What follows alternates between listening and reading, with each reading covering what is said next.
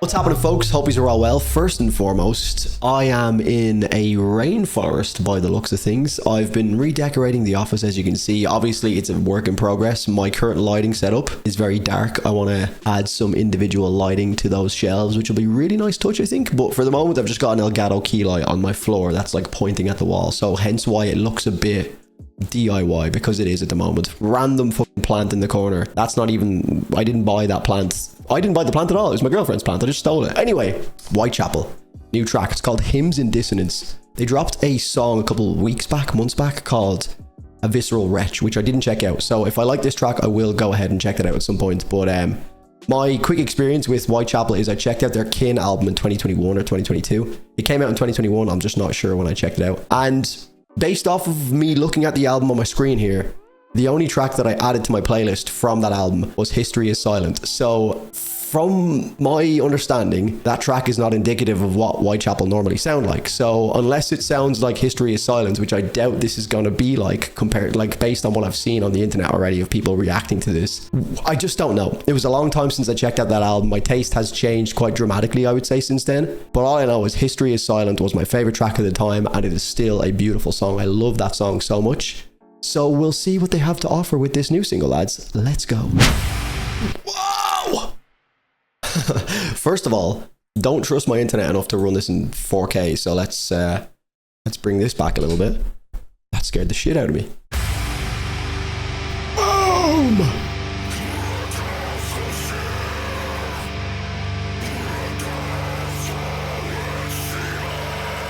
Inaudible! Oh.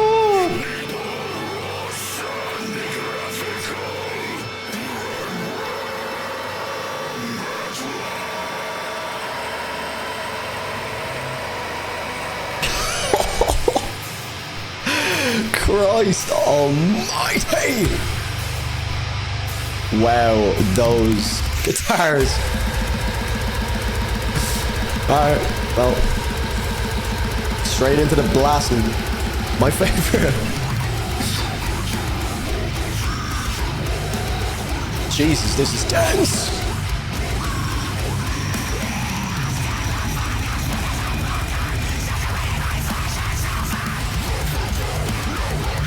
It's grooving, man.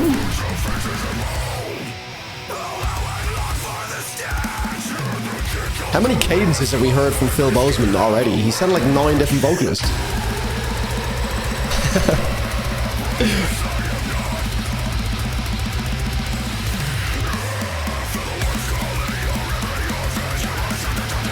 It's so busy for the entirety of everything so far.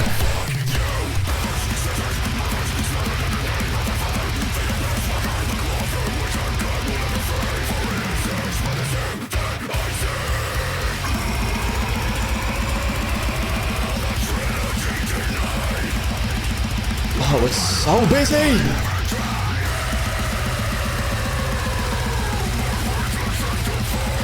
Sensory overload. The drumming's crazy.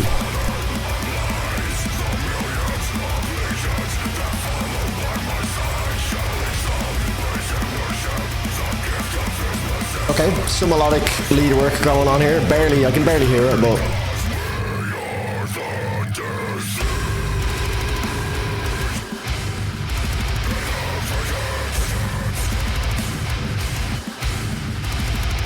Feels like it could be a section in a Disembodied Tyler track.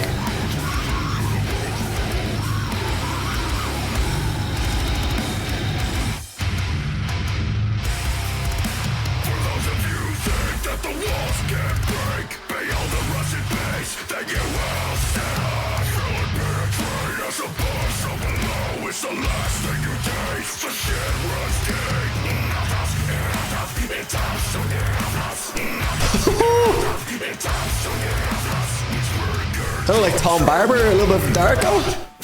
Cool delivery. Okay, I don't know what section of the song we're at. Structurally, I'm lost. Kind of feels like a bridge section, but I don't really know.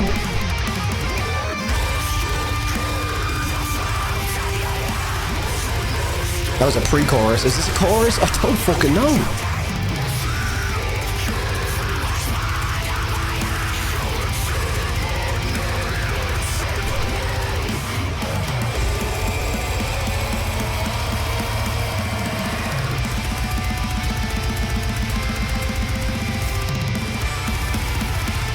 Oh my god.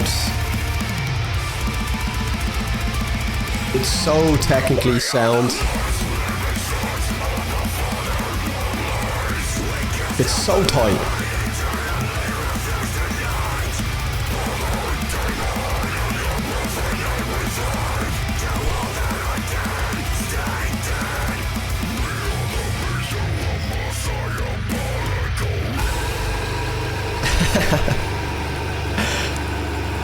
Right, where are we heading with this one, folks?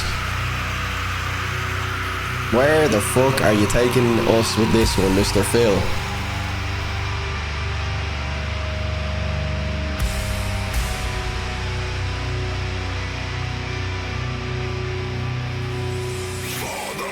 We've come to devour the eyes of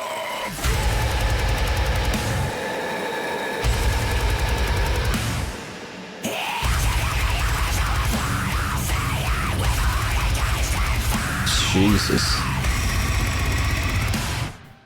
Oh!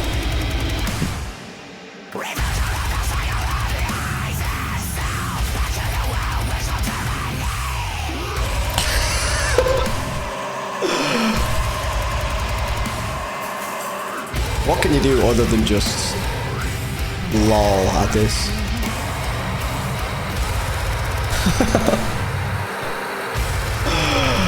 Fuck off, man.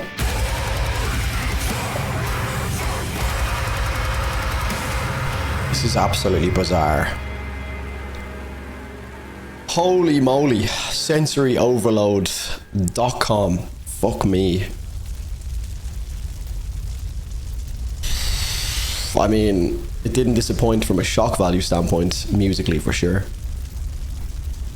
But I guess we gotta talk about it now, and I'll listen to this a few more times and see what I think of it. But I think I'm just still, but it's just overloaded with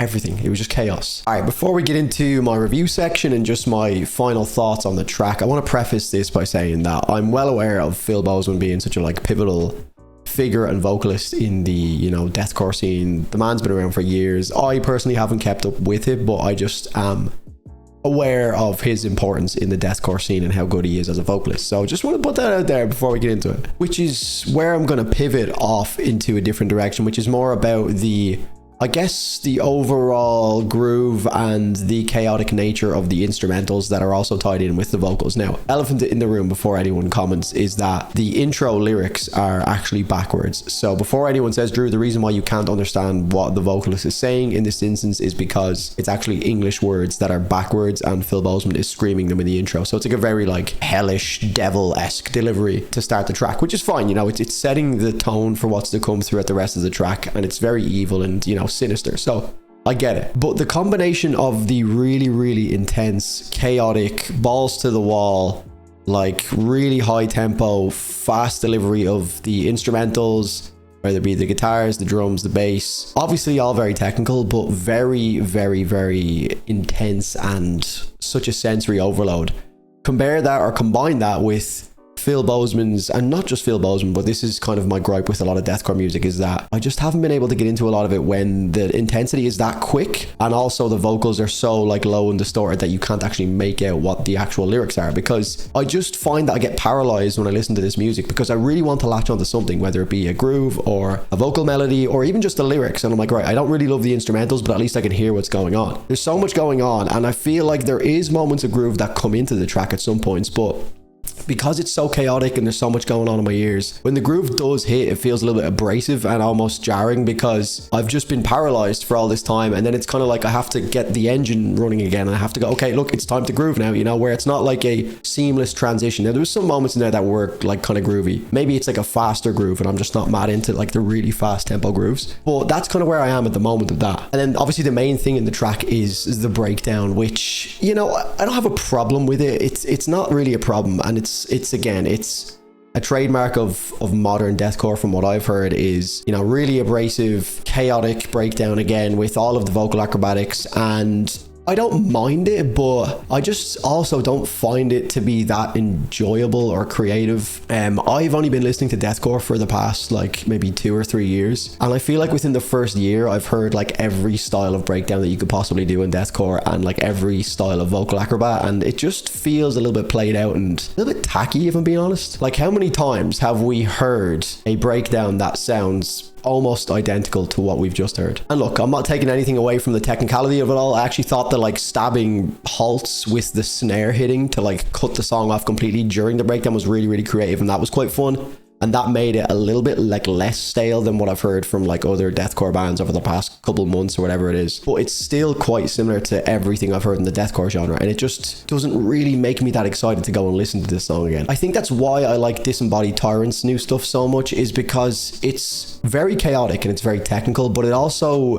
kind of stays loyal to something that feels a little bit more musically inclined, where there's a lot more groove. I wouldn't say there's the most melody in the world, but I just find that the groove transitions are a lot more audible and easy to comprehend, and they're just a lot easier to follow. Whereas I felt with this, there was a section of groove in the middle there, and I know it's not all about groove, not everyone's just looking for groove, but for me, like, the musical aspects are lost when all of the things I've mentioned, such as the lyrical like content, I can't hear what the lyrical content is. I can't find a groove pattern. The mix was very busy because of how much was going on and how just busy the mix is in general, so it was quite hard to even like hone in on certain sections. So from a first listen, I'm not mad sold on it, but I think these tracks are always worth a reaction because it's kind of like the forefront or the pinnacle of deathcore on display, and like what is some of the biggest bands in the scene doing in terms of breakdowns. Like, you know, if this band comes out of nowhere and starts doing something completely different instead of a breakdown, you would find that a lot of deathcore bands would probably follow suit. So it's always interesting to see like the biggest bands in the scene and like see where they're taking things, because that could influence the next generation. But as long as bands that are this big keep doing these styles of breakdowns, it's just all we're going to hear until someone does something really unique and creative, and then we start to get a resurgence of like new stuff coming out. So yeah, I mean,